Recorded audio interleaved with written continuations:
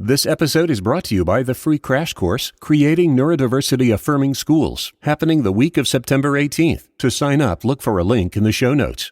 There can also be ways I see this noticeable intellectual attraction across different neurotypes where it's like, ooh, there's something about your brain and the way you think and the way we can debate ideas or discuss topics that are going on in the world. Are neurodivergent people more drawn to each other than to neuro-normies? What are some common issues that crop up between people of different neurotypes? Is effective communication more challenging between neurodivergent couples? And how do you overcome intimacy and affection challenges between people with different sensory needs and sensitivities? Laurie Budlong-Morse is a therapist who specializes in helping neurodiverse and mixed neurotype couples develop healthy relationships. Our conversation is straight ahead on episode 188. I'm Emily Kircher-Morris, and this is the Neurodiversity Podcast. What is neurodiversity? You see the world differently. Autism spectrum. Gifted. Complexities that are inherently inside. ADHD. Dysgraphia. Tourette's. All brains are different. You are exactly what this world needs. This is the Neurodiversity Podcast. We are only a few weeks away from our crash course in creating neurodiversity-affirming schools. It's a series of live events for educators, and we'll be joined by expert educators Amanda Morin and Sarah Kesty, who, along with me, will provide 3 live workshops where you can ask questions and interact with colleagues from around the world. This is a free event, and if you're an educator or administrator, you should definitely sign up for this crash course. There's a link in the show notes and on the website, so get registered and join us the week of September 18th. We're talking about relationships between people of different neurotypes with Laurie Budlong-Morse next. Previously on the Neurodiversity Podcast. You know, when I was a kid, oftentimes you didn't find what you were really good at until you were like 14, 15, 16, even older. But now we expect kids to find that area of excellence when they're really quite young. And the way they tell us that they're not ready for that is by looking like they're unmotivated and unwilling to try new things because they're afraid they're not going to be successful in them. And we tend to want to love the kid who we want that kid to be as opposed to the kid who is right in front of us telling us what they already love to do. That's episode 171. Find it wherever you get your podcasts.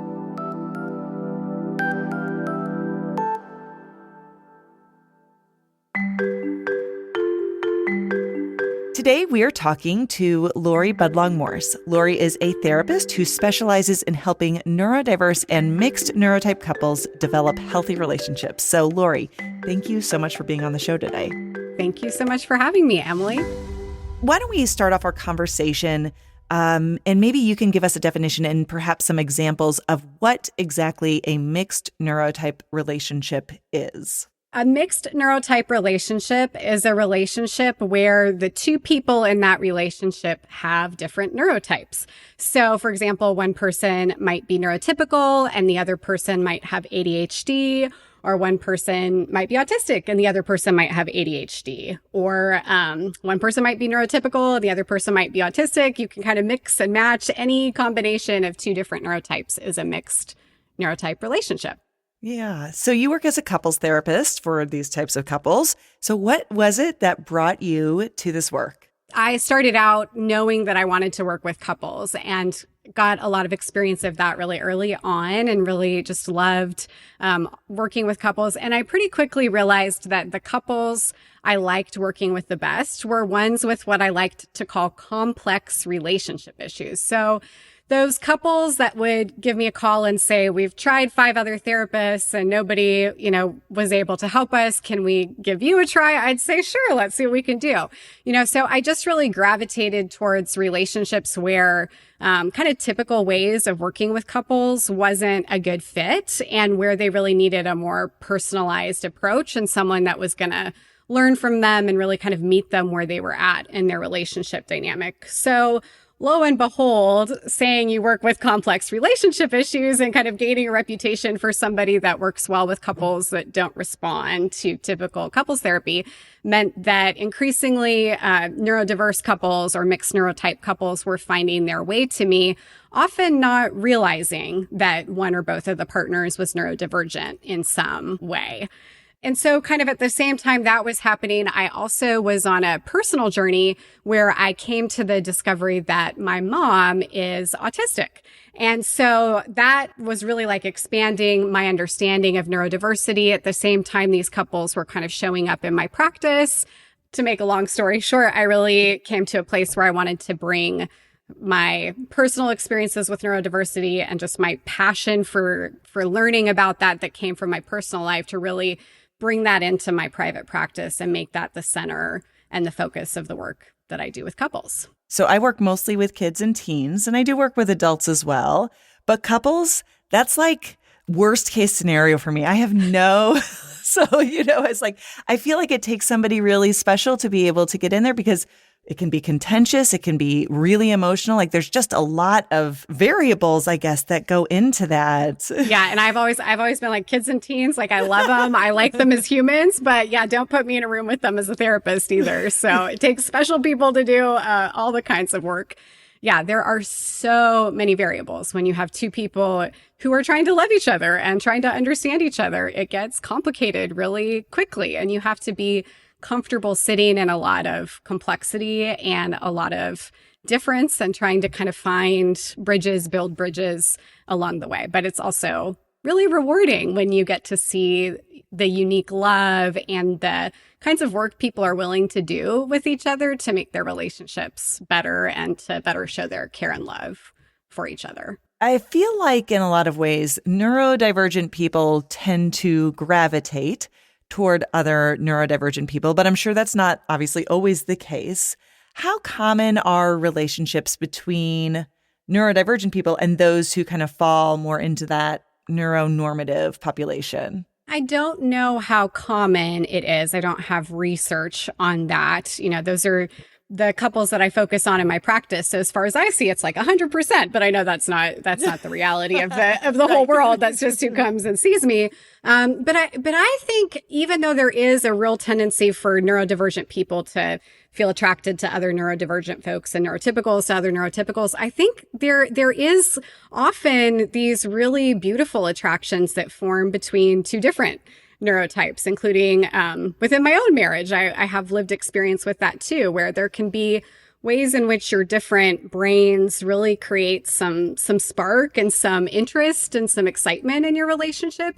And then I think there's also ways, kind of paradoxically, we actually can feel safe with people whose brains work really differently than our own. Sometimes we find a different kind of acceptance or a different quality of acceptance there that it's hard to articulate, but I definitely see it and experience it. And there's something really lovely about it for sure. Well, I think especially if you have two individuals whose strengths complement each other, like that can be really good. It can vary so much from person to person, but someone ends up taking certain roles in a relationship, and it would be nice if that's related to their specific strengths. Yeah. And there are a lot of mixed neurotype couples where there is this really lovely kind of teamwork and complementary dynamic where the strengths of each person really balances out the things that are weaknesses or things that don't come as naturally to the other partner.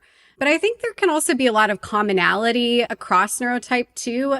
And because there's so much variation within neurotypical and within neurodivergent, right, there can also be ways I see this noticeable intellectual attraction across different neurotypes where it's like, ooh, there's something about your brain and the way you think and the way we can debate ideas or discuss topics that are going on in the world or even subjects that we both find really interesting.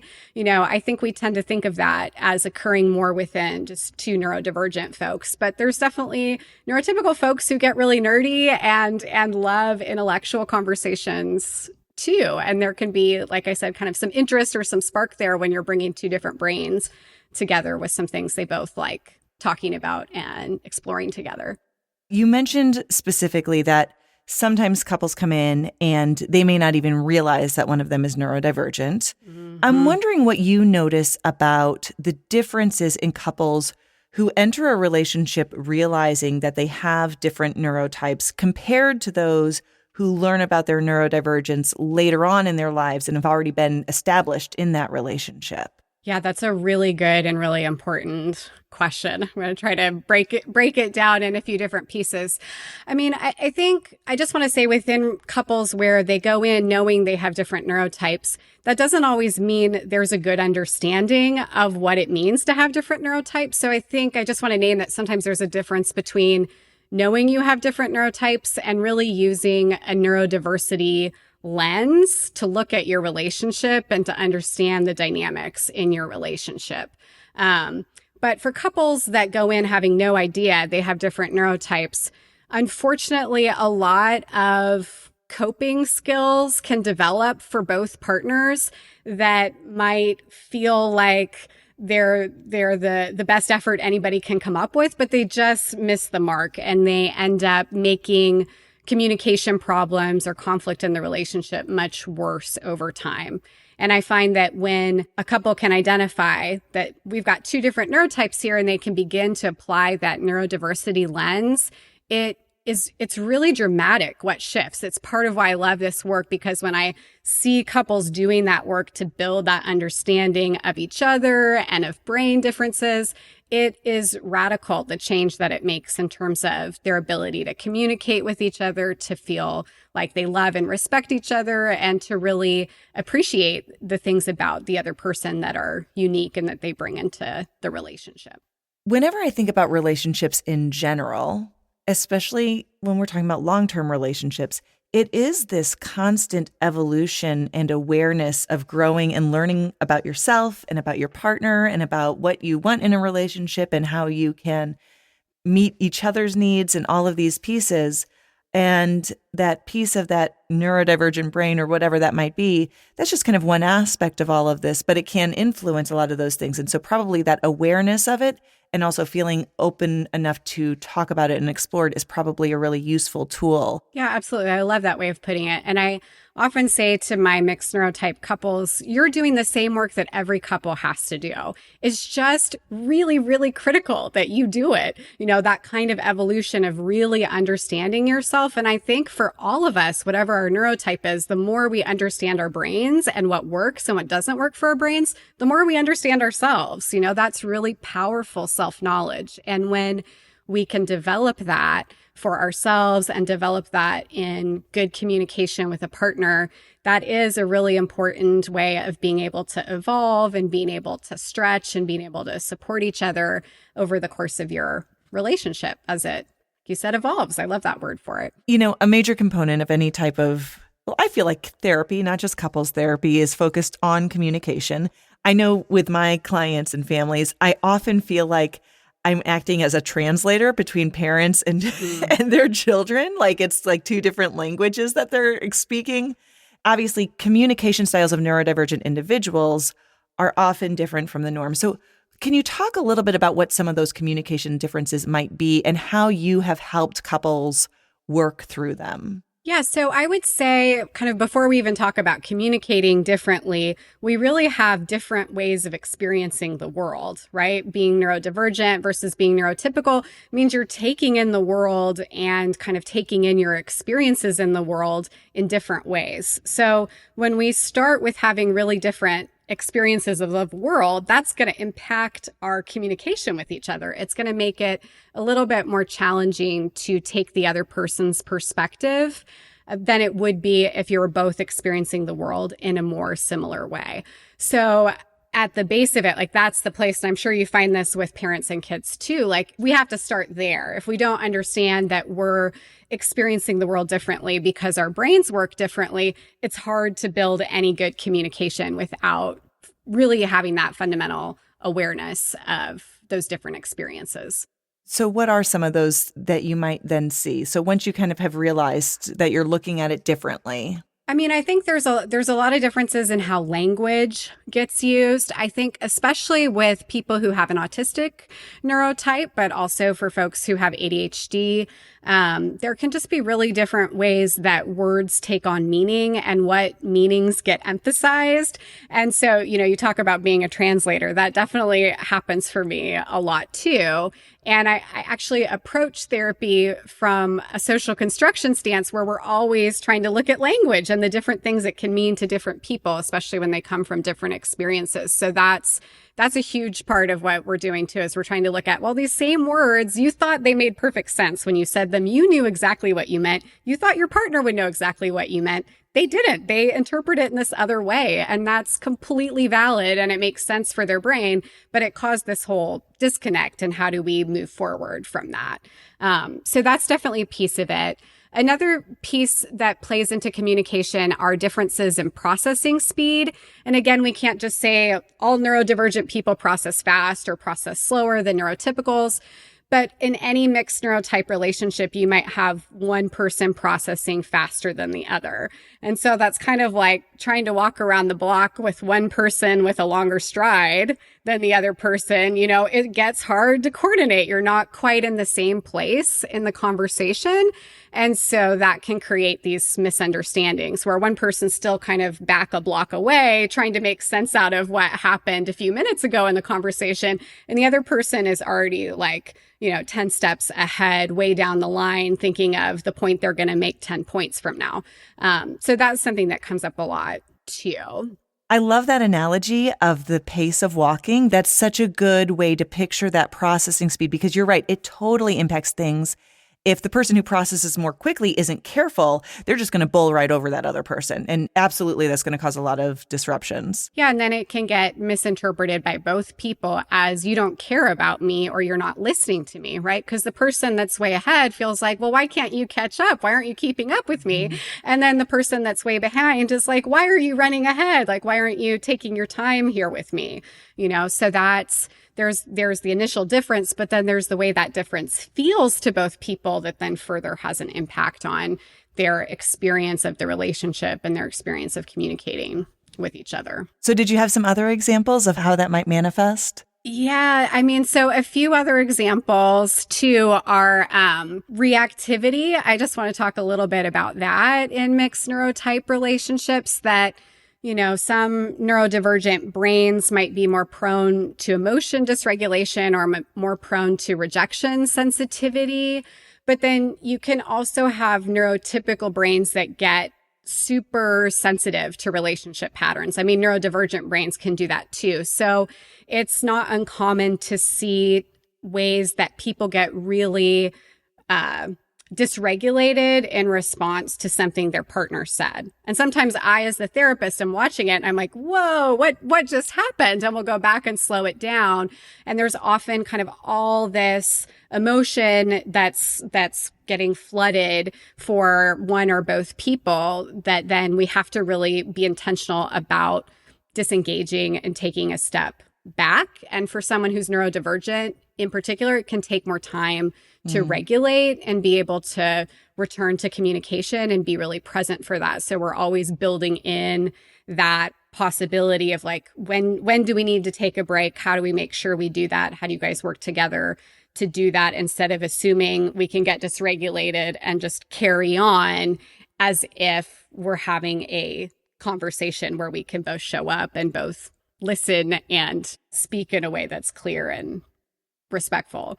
My personal coping mechanism a lot of times is because I don't like to get emotionally dysregulated, is I will sometimes want to stop a conversation and take that break. That's interesting sometimes, because sometimes people are like, no, we're going to have this conversation and we're going to have it until it's done. And you have to kind of navigate that and be able to self-advocate or figure out what that balance is. Yeah, sometimes a person is doing what they need to do to regulate. And that might mean pausing a conversation, or it might even look like they're sort of shutting down or disengaging. And again, when you understand the other person's brain and you know that that's what they're doing because you've had a conversation like the one we're having right now, where you get to explain it, we get to think about how that, connects with your neurotype, then the next time that happens, it makes it a lot easier for that couple to navigate that moment and to respect that this is what needs to happen. This is why it needs to happen.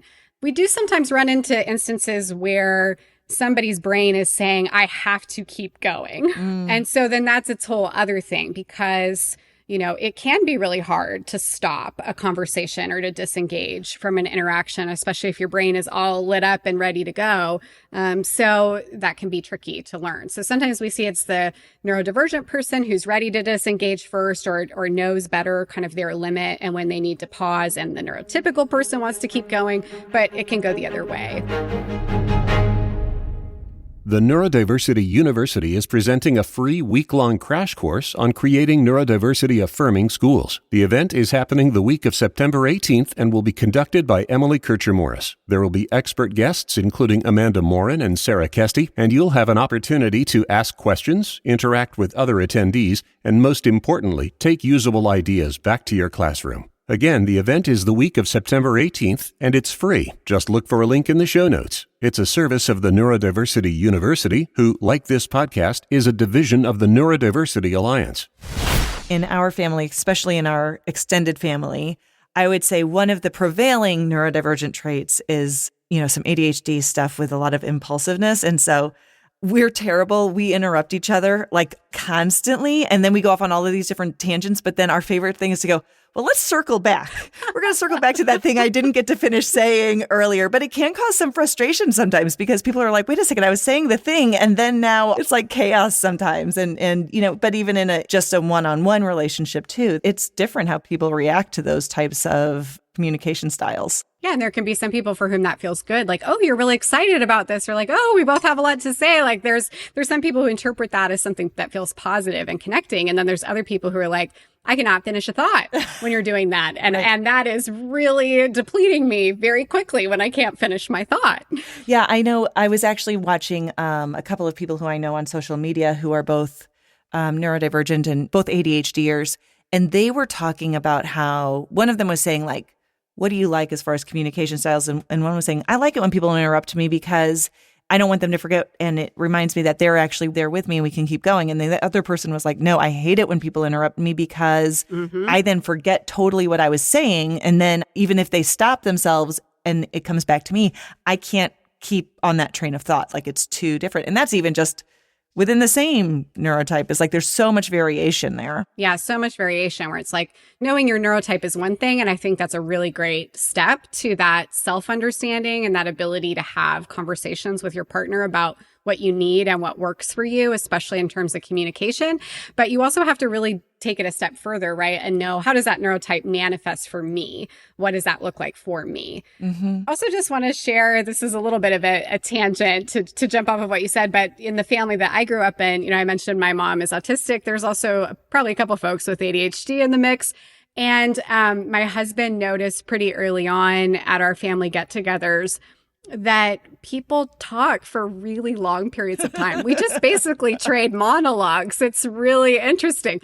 And so I've kind of noticed since I came to this recognition about my family and have done more work around neurodiversity, I'm like, I love monologuers. I can listen to somebody for a long time and just take it all in as long as I know they're going to let me, monologue back. So it's really, it's what I was raised in and am most comfortable with. And I think a lot of people think like, do you really care about each other if one person's just going on and on and on? And it's like, no, that's just how we do it. That's how we show that we care. Yeah. I want to talk a little bit about intimacy and affection, because even though it can feel a little bit like a taboo topic, it's really important to talk about things because couples often feel like they're the only ones dealing with these things. They don't know who to talk to about it or ask. So I'm curious, for example, sensory needs might really impact how couples interact and how one person might interpret the other's way of showing affection. Can you talk a little bit about that type of a complication within those relationships. Yeah, absolutely. I mean, again,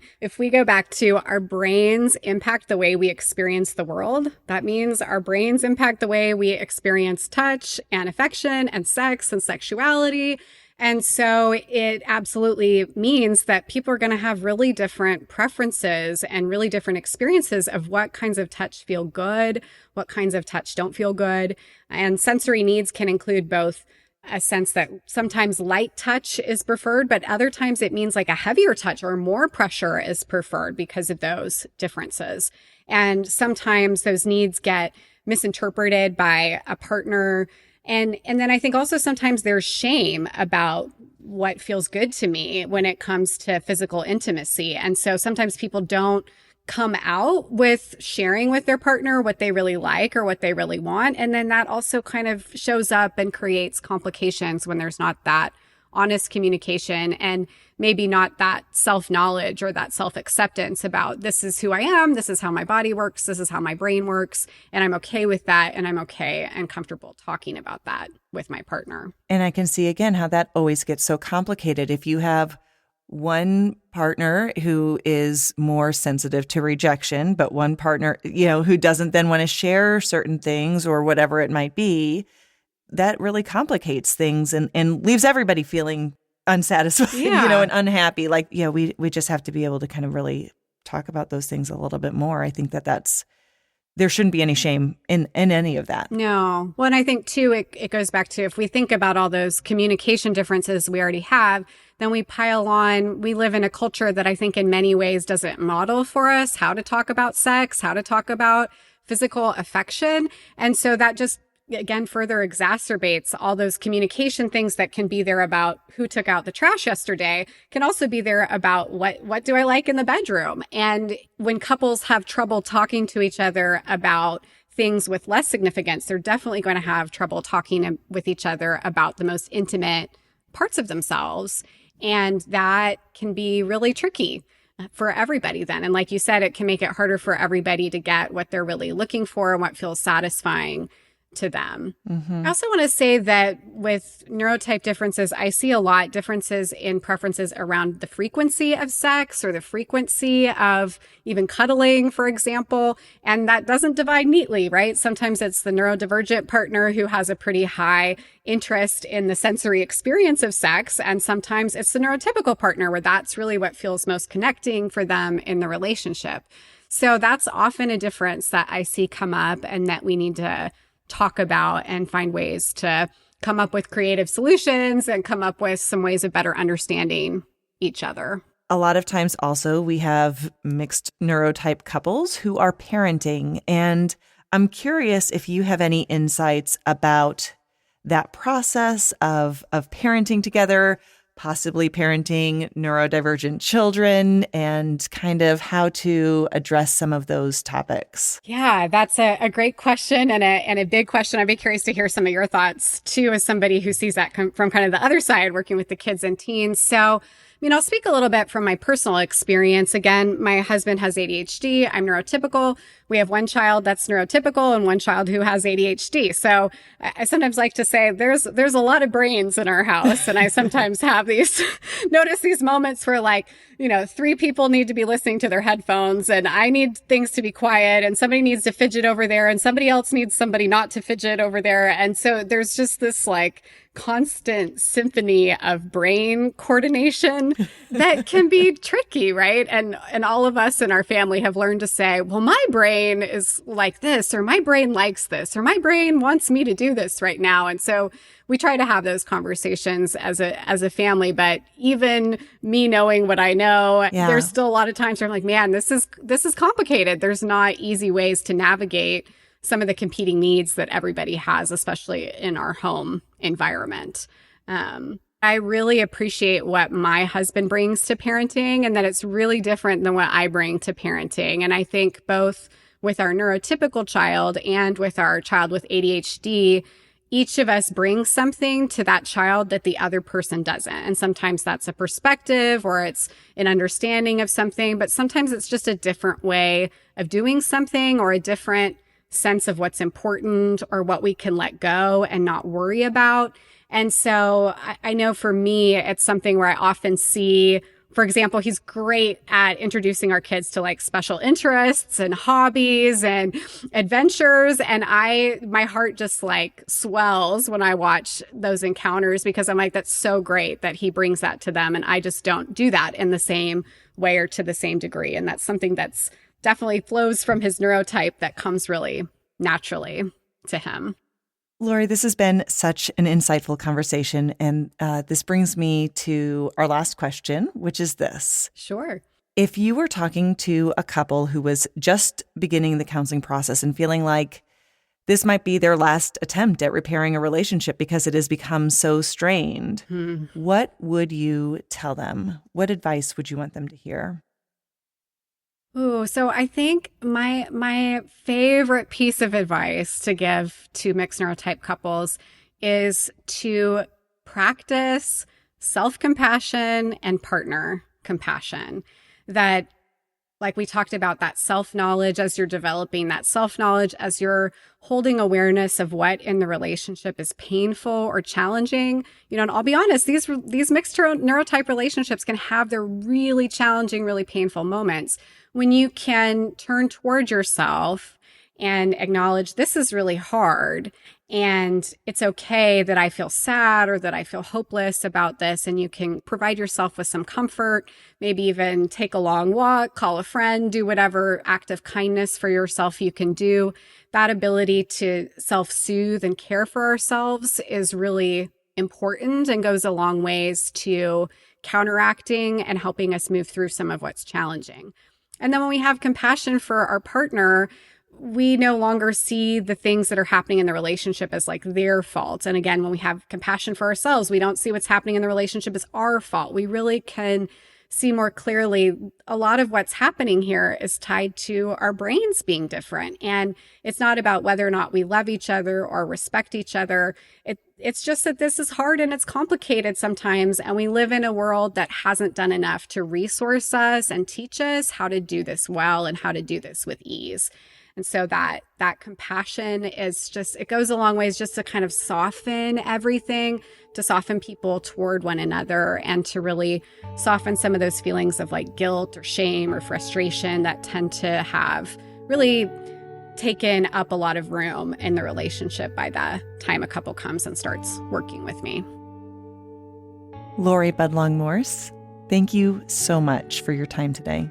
Thank you so much. This is one of my favorite topics and something so close to my heart. I really appreciate you having me here and having this conversation with me. The thing I think I've learned more than anything throughout my years as a counselor and as a wife and mother is that difficulties within relationships can often be boiled down to differences in perception combined with differences in communication. It's one thing to perceive a situation differently than another person, and we can recognize that multiple perspectives are both valid and valuable, but it's another to fail to communicate about how we perceive that situation and what we want or need to resolve it. Back on episode 87, we interviewed a mixed neurotype couple, Sarah and Larry Nannery, and one of the things that stuck with me about that conversation was the importance that they emphasized of low-context communication. Low-context communication means that we aren't relying on others to guess what we're thinking based on nonverbals or other clues that might get missed. For what it's worth, this is good practice in communication for all people, not just neurodivergent folks. I'm Emily Kircher-Morris. I'll see you next time on the Neurodiversity Podcast.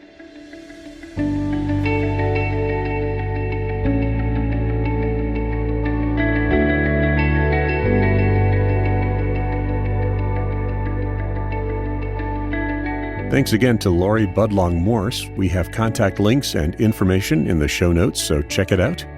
Don't forget to take our listener survey and let us know more about you so we can invite guests and talk about subjects that are important to you. We value your privacy and won't share any of your information with anyone else. It's a very brief survey, and there is a link in the show notes. Our host is Emily Kircher-Morris. Our office manager and social media director is Krista Brown. I'm Dave Morris. I'm the executive producer, and for all of us, thank you for listening, and we will see you next time.